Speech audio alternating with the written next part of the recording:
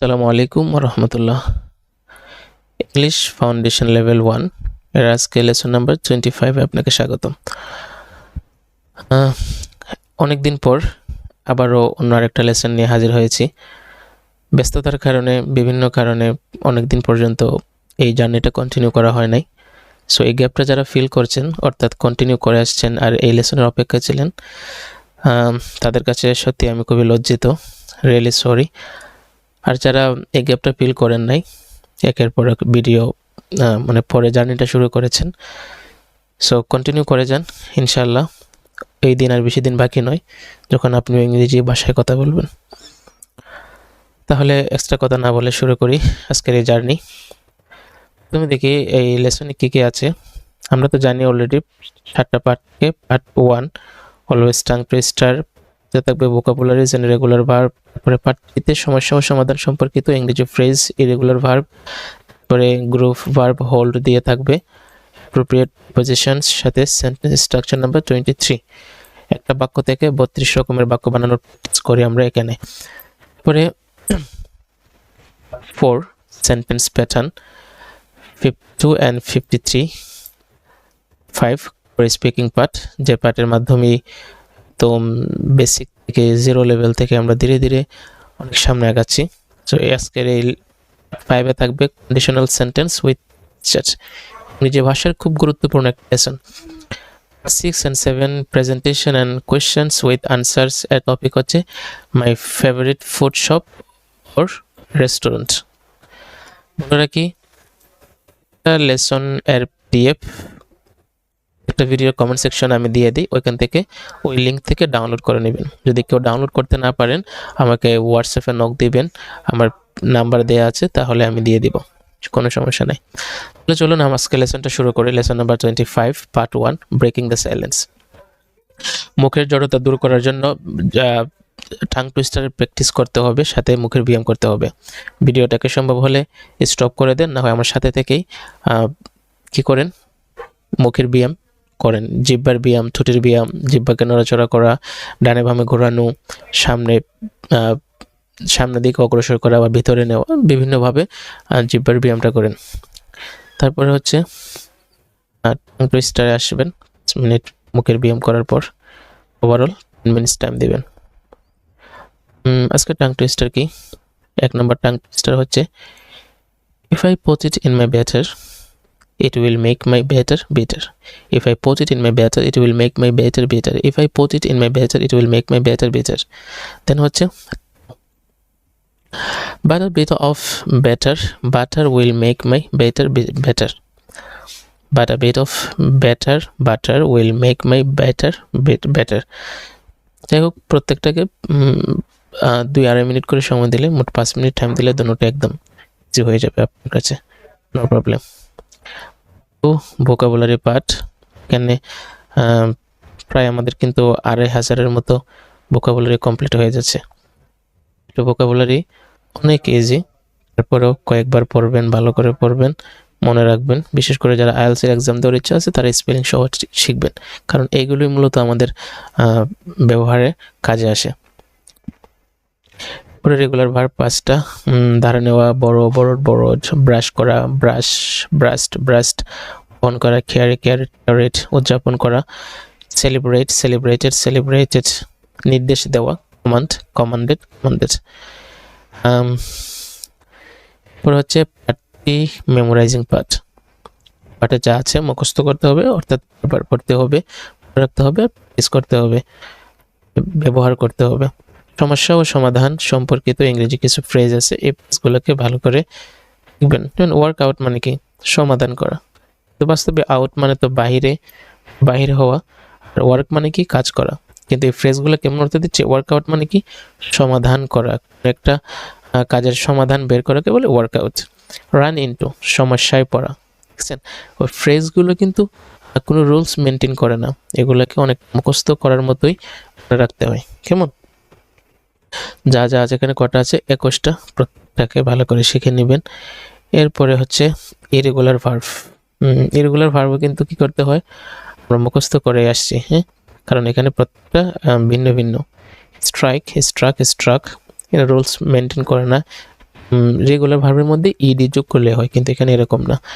শপথ করা, সর, তারপরে ঝাড়ু দেওয়া, সোয়েপ্ট, দোলানো, সোয়িং আর কি, যেটা আমরা বলি সোয়িং করা, সোয়িং, সোয়াং। আদা, ওয়েপ্ট।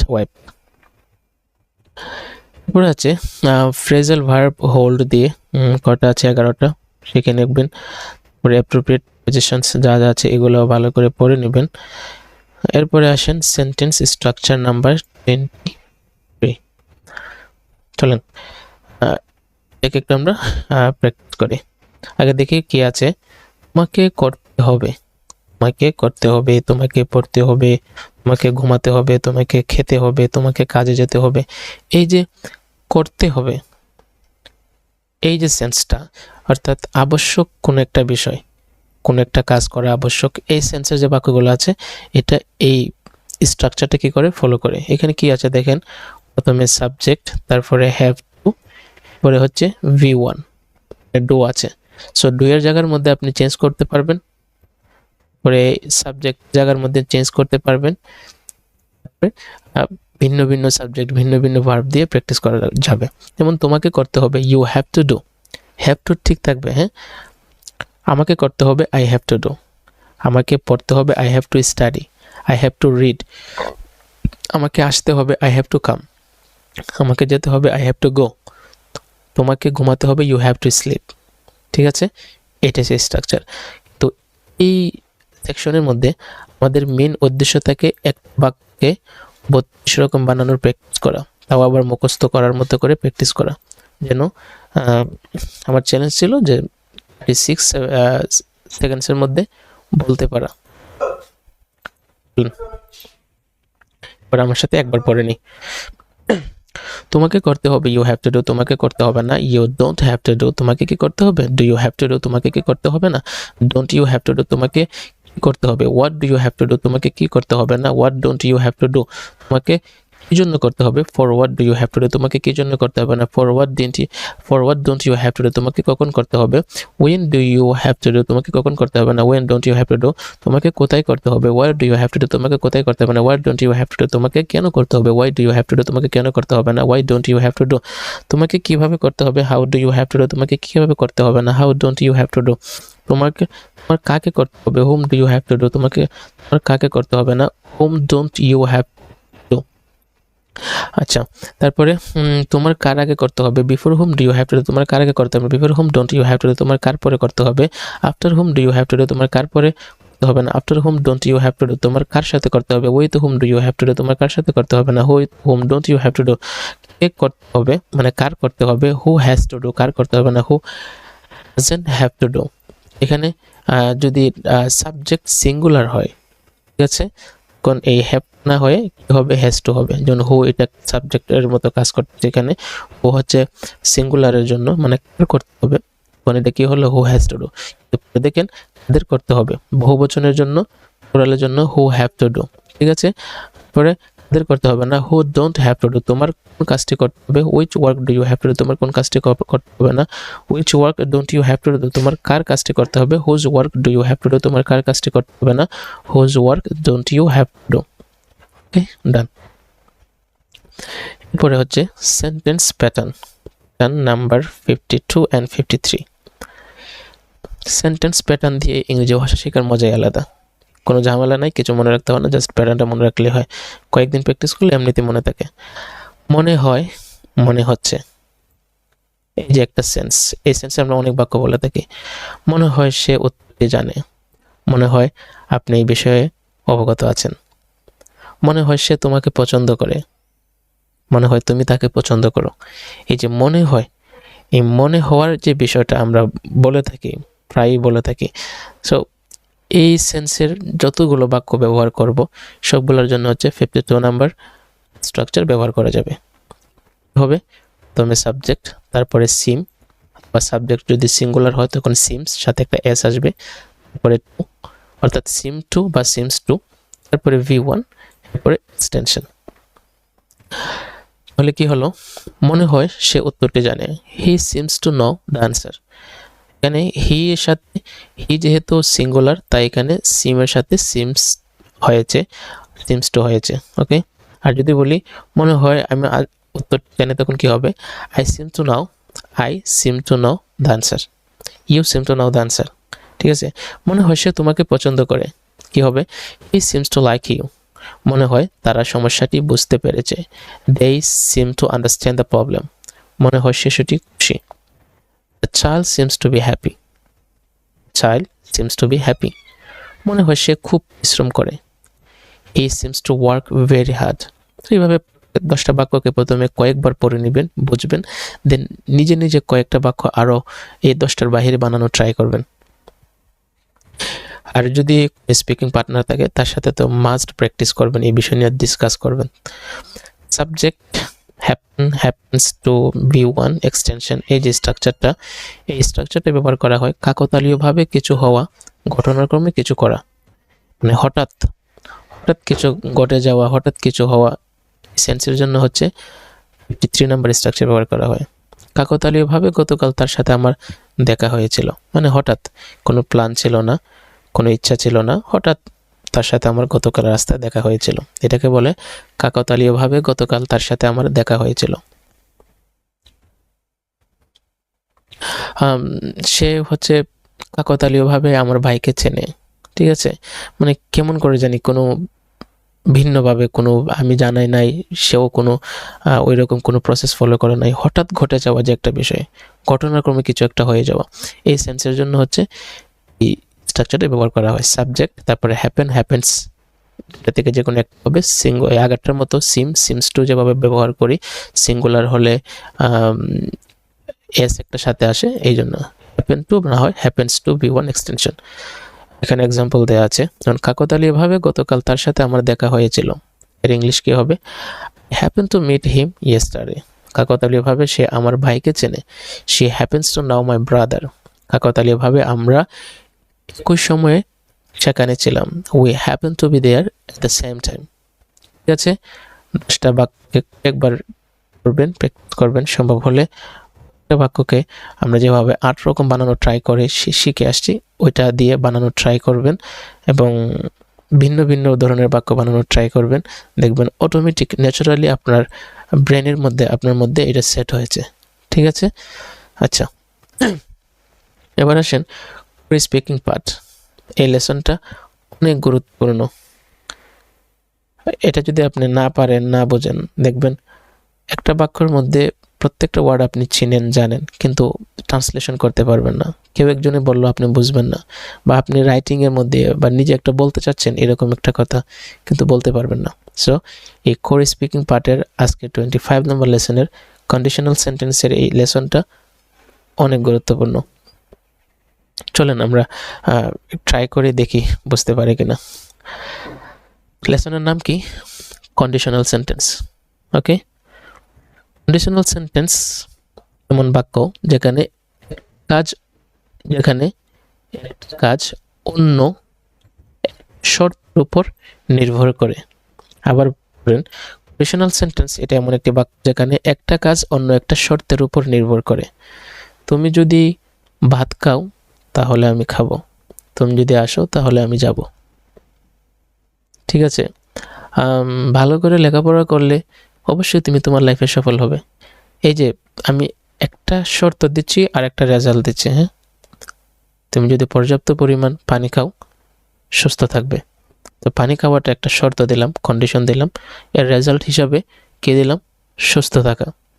তুমি আসলে আমি যাব, তোমার আশাটা হচ্ছে শর্ত, আমার যাওয়াটা হচ্ছে একটা রেজাল্ট। হ্যাঁ, সো একটা বাক্য আর একটা বাক্যের উপর শর্ত আরোপ করা যায়, এরকম শর্ত দেওয়া। মোট কথা আমাদের ভাষার মধ্যে এটা তেমন ব্যাখ্যা বিশ্লেষণের কিছু নেই। আমরা যদি এরকম বাক্য না বলি তাহলে তো আমরা দৈনন্দিন লাইফে চলতে পারবো না। আমরা কিন্তু বাংলাতে এরকম অনেক বলি, তুমি এটা করলে ওইটা হবে, এটা না করলে ওইটা হতো। এই ধরনের বাক্য একটা শর্ত উপর আর একটা বাক্যকে নির্ভর করে দেওয়া, এটাকে বলে কন্ডিশনাল সেন্টেন্স।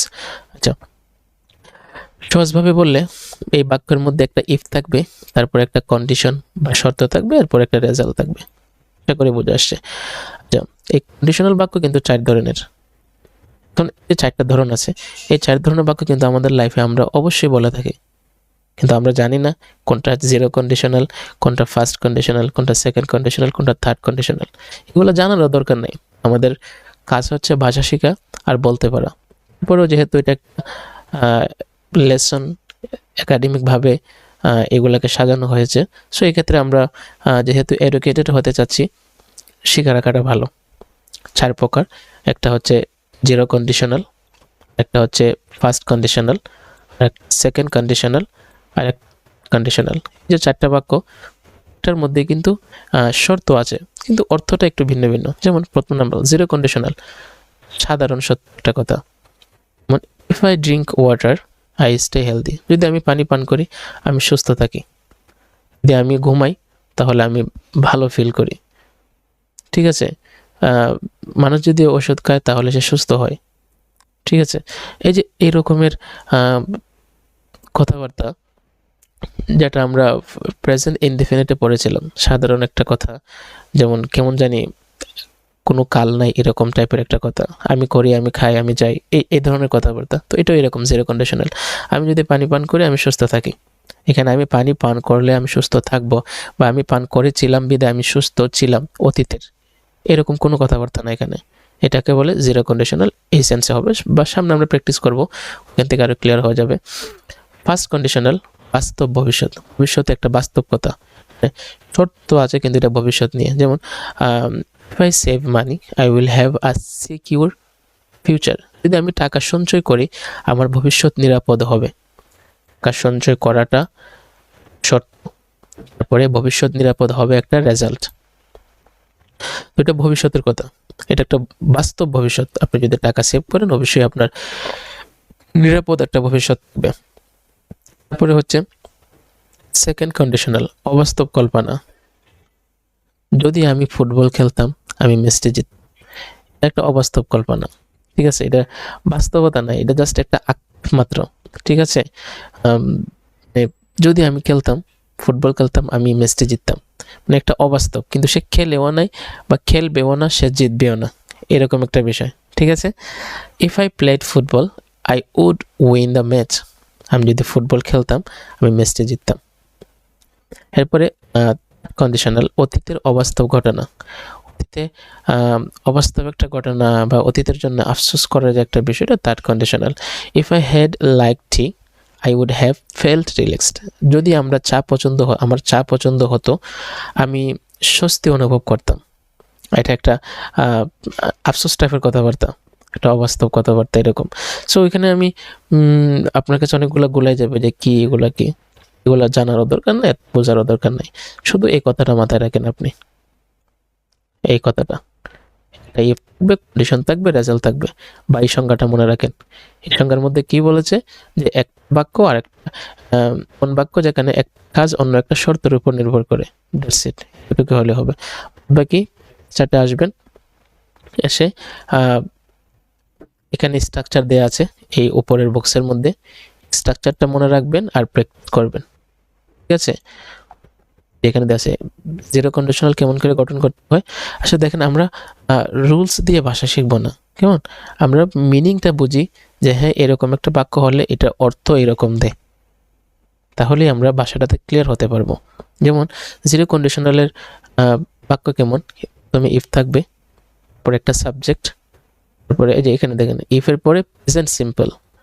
প্রেজেন্ট সিম্পল কাকে বলে, সাধারণ একটা কাজ, সাধারণ একটা বিষয়, সাবজেক্ট থাকবে প্রথমে, পরে V1 থাকবে, এই যেখানে V1 আছে প্রথমে, পরে প্রেজেন্ট সিম্পল, পরে প্রেজেন্ট সিম্পল, আবার মধ্যে একটা কি আছে, মধ্যে একটা কমা আছে।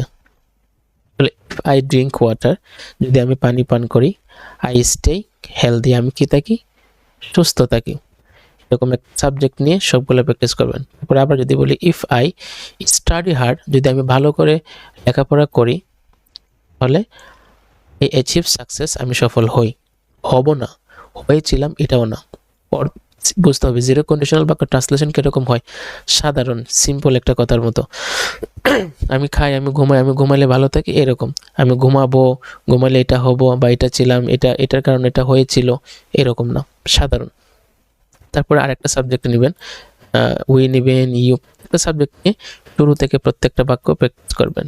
আর যখন এখান থেকে আসবেন সিঙ্গুলার সাবজেক্ট, তখন ভার্বের সাথে যুক্ত হবে। যেমন if he wakes up early, তখন ওয়েক হবে না, wakes up. If he wakes up early, সে যদি তাড়াতাড়ি ঘুম থেকে ওঠে, হি ফিলস অ্যাক্টিভ, সে ফিল করবে। ঠিক আছে, তারপরে হচ্ছে ফার্স্ট কন্ডিশনাল, 2 নম্বরটার মধ্যে সেম, প্রথমে হবে ইফ, তারপরে প্রেজেন্ট সিম্পল, তারপরে ফিউচার ইনডেফিনিট। এখানে কিন্তু একটু ভিন্ন আছে। ফার্স্ট কন্ডিশনাল কাকে বলে আরেকবার দেখে আসি। ফার্স্ট কন্ডিশনাল বলে বাস্তব ভবিষ্যৎ, মানে ভবিষ্যতে কাজের উপর একটা শর্ত থাকবে, তারপর একটা রেজাল্ট থাকবে, এরকম একটা বাক্য ভবিষ্যৎ। তো যেহেতু ভবিষ্যতের বাক্য, তাহলে এখানে কি হবে, ফিউচার ইনডেফিনিট বাক্যের মধ্যে, ফিউচার ইনডেফিনিট কেমন করে গঠন করতে হয় আমরা তো জানি অলরেডি। সাবজেক্ট উইল দিয়ে তারপরে V1 এই যেখানে দেওয়া আছে। আচ্ছা, আর তুমি ইফ তো থাকবেই, মাস্ট কন্ডিশনাল যেহেতু। তারপরে প্রেজেন্ট সিম্পল, এখানে কি ছিল, এই যে প্রেজেন্ট সিম্পল, এখানেও প্রেজেন্ট সিম্পল সেম। তাহলে ইফ আই ড্রিঙ্ক ওয়াটার, যদি আমি পানি পান করি, তাহলে কি হবে, আই, ফিউচার ইনডেফিনিট কি হবে, আই উইলটা আসবে যেহেতু future indefinite. Subject I will stay healthy, আমি কি থাকবো, ভালো থাকবো, সুস্থ থাকবো। এরপরে যদি আমি ইউ দিয়ে বলি, ইফ ইউ স্টাডি হার্ড, যদি ভালো করে লেখাপড়া করো, তাহলে ফিউচার নিয়ে বলবো, ইউ উইল অ্যাচিভ সাকসেস, তুমি সফলতা অর্জন করবে। লাগারটা ছিল কি, তুমি সফল হও, তুমি ভালো করে পড়লে তুমি সফল হও। এটা যেহেতু ভবিষ্যতের কথা, ভবিষ্যতের একটা বাস্তব বিষয়, তখন উইল এসে ভবিষ্যতে অর্থ দিবে, তুমি যদি ভালো করে লেখাপড়া করো সফল হবে। ঠিক আছে, এভাবে সাবজেক্ট নিয়ে সবগুলাকে প্র্যাকটিস করতে হবে। আশা করি এতদিনে আপনি বুঝে আসছেন কীভাবে প্র্যাকটিস চার্টগুলোকে প্র্যাকটিস করতে হবে। এরপরে সেকেন্ড কন্ডিশনাল এর বাংলা মিনিংটা কেমন করে হয়, চলেন এখান থেকে দেখি আগে। নিচে দেওয়া আছে বাংলা মিনিং, এখান থেকে মিনিং ট্রান্সলেশনগুলো পড়লে বুঝে আসবে মিনিং কেমন হয়। আমি এত রুলস ব্যাখ্যা করে বোঝাবো না, জাস্ট আপনি কয়েকবার একটা বাক্যকে ইংলিশ থেকে বাংলা মিনিংগুলো পড়েন, দেখেন, আইডিয়া করেন কেমন করে অর্থ এখানে দেওয়া আছে, কোন সেন্সে অর্থ আছে। ইফ আই, আচ্ছা, সেকেন্ড কন্ডিশন মানে অবাস্তব কল্পনা। If I played football I would win the match, এটা একটা অবাস্তব কল্পনা, আনরিয়েল, মানে এটা সে খেলবেও না, এটা বাস্তব হবেও না, বাট একটা কল্পনা মাত্র। If I played football I would win the match, যদি আমি ফুটবল খেলতাম আমি ম্যাচটা জিততাম, যদি আমি ফুটবল না খেলতাম আমি ম্যাচটা জিততাম না। যদি রহিম ও রহিমা বই পড়তো তারা জ্ঞান অর্জন করতো, সে বইটা পড়লে সে জ্ঞান অর্জন করত। এখানে কিন্তু ওই যে 6টা বাক্য আছে, প্রত্যেকটা বাক্যের জন্য পজিটিভ এবং সাথে নেগেটিভ দেওয়া আছে।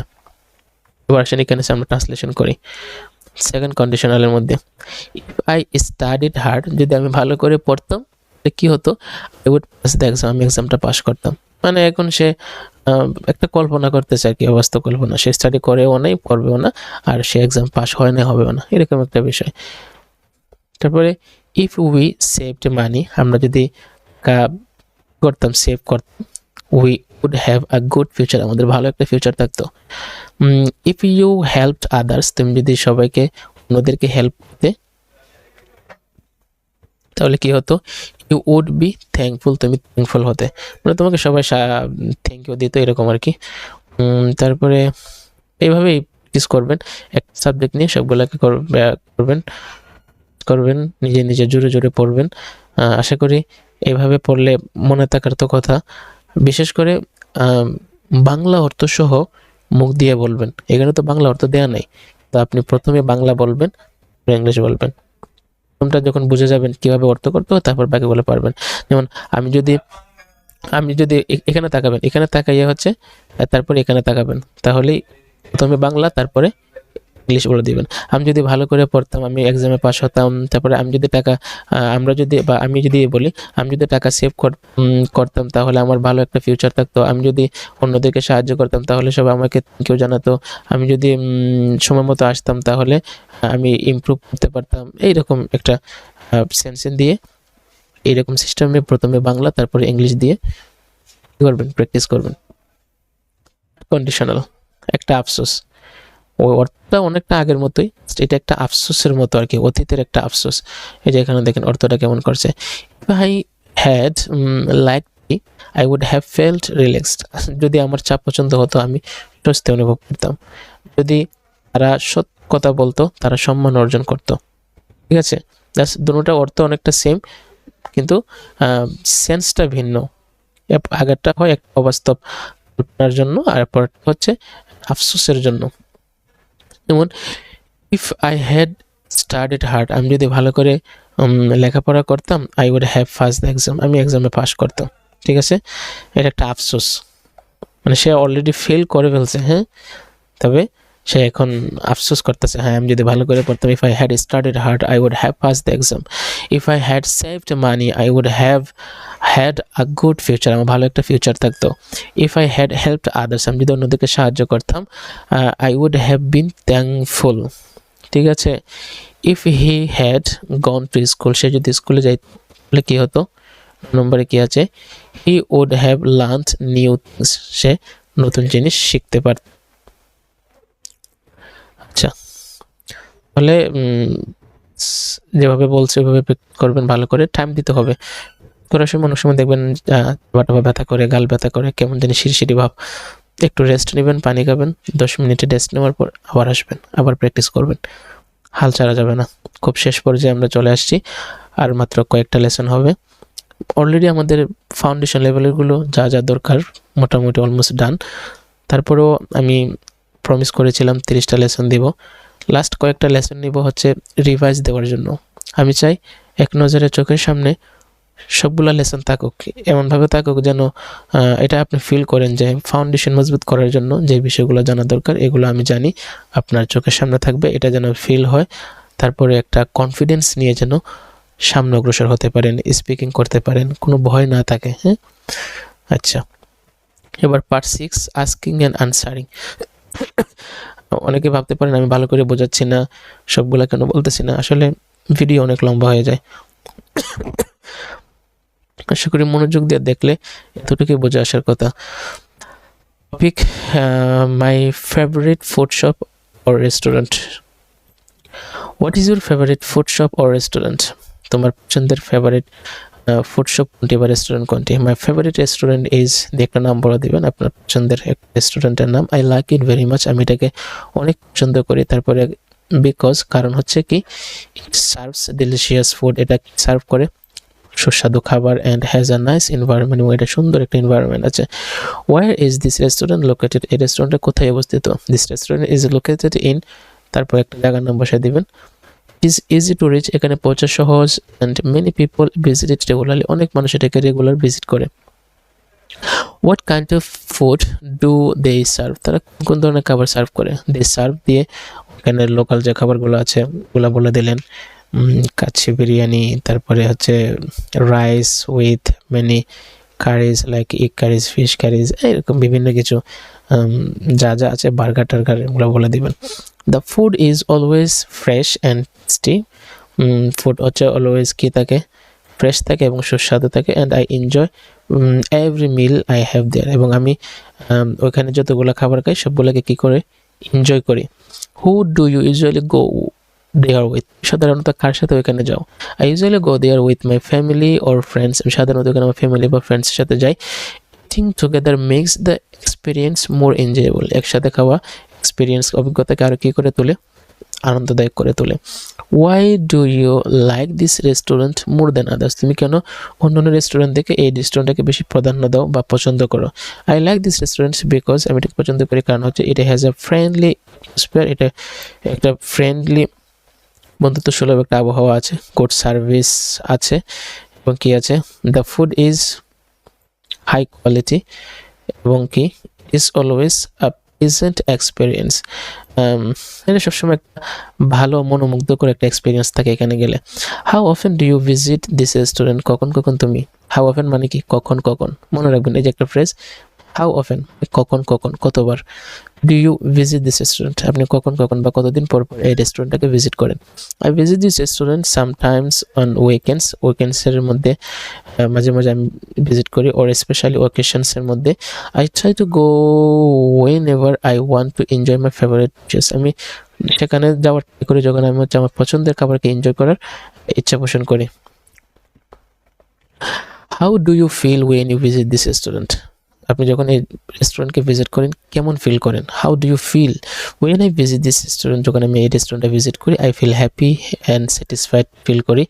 ইট is a place where I can enjoy good food, যেখানে আমি এটা এমন একটা প্লেস যেখানে আমি ভালো করতে পারি, ক্যান এনজয় গুড ফুড, ভালো খাবার এনজয় করতে পারি, and spend quality time with my loved ones, এবং আমি আমার পছন্দের মানুষের সাথে কি করতে পারি, কোয়ালিটি টাইমকে স্পেন্ড করতে পারি। অনেক দ্রুত ট্রান্সলেশন করে ফেলি, ওইভাবে ভালো করে ট্রান্সলেশন করিও না, অনেক সময় ইংলিশ টু ইংলিশ রেখে দিই। এগুলো খুব ইজি, আশা করি এতটুকুর মধ্যেই আপনি বুঝে যাচ্ছেন। এখানে আমি কোনো সাহিত্যিকভাবে ট্রান্সলেশন করার ট্রাই করি না, আমি জাস্ট একবার বলে দিই যেন আপনি মোটামুটি বুঝতে পারেন। আর এখন আপনার কাজ হচ্ছে যখন এসব করবেন, তো অলরেডি তো আমরা টেন্স পড়েছি, প্যাসিভ পড়েছি, সো এগুলো ট্রান্সলেশন কোন দিক দিয়ে হয়, কেমন করে হয়, এগুলো তো আপনি আশা করি এতদিনে বোঝা আসার কথা। যখন এগুলো পড়বেন বোঝার ট্রাই করবেন এটা কোন টেন্সের মধ্যে পড়েছে, অতীত না বর্তমান না ভবিষ্যৎ, তাহলে দেখা যাচ্ছে আপনার ফিউচার জার্নিটা আরও ইজি হবে। এরপরে হচ্ছে প্রেজেন্টেশন টপিক, স্টার্টিং হবে এটা দিয়ে, এন্ডিং হবে এটা দিয়ে, পুরাতন জিনিসের নতুন কিছু না। তারপরে হচ্ছে সিম্পল এই প্রেজেন্টেশনটা 3 থেকে 4 মিনিট, সম্ভব হলে 5 মিনিট, যতক্ষণ পারেন ক্যামেরাটা অন করবেন, তারপরে এই টপিক নিয়ে বলতে থাকবেন যা মাথায় আসে। এখানে পয়েন্টগুলো দেওয়া আছে, পয়েন্টগুলোকে চোখের সামনে রেখে বলতে থাকবেন। প্রথমে একটা টপিক লাইন, তারপরে রেস্টুরেন্টের একটা পরিচয় দিলেন, লোকেশন দিলেন, তারপরে খাবার দাবার নিয়ে আপনার একটা লাইফের এক্সপিরিয়েন্স, কার কার সাথে ঘুরতে যান, সব কিছু নিয়ে একটা সুন্দর একটা ভিউ তুলে ধরবেন। যাই হোক, এনজয় করেন, ইংরেজি ভাষা শিখুন, আমার জন্য দোয়া করবেন, আল্লাহ যেন সুস্থ রাখে, ভালো রাখে। ওকে, বাই বাই, আল্লাহ হাফেজ।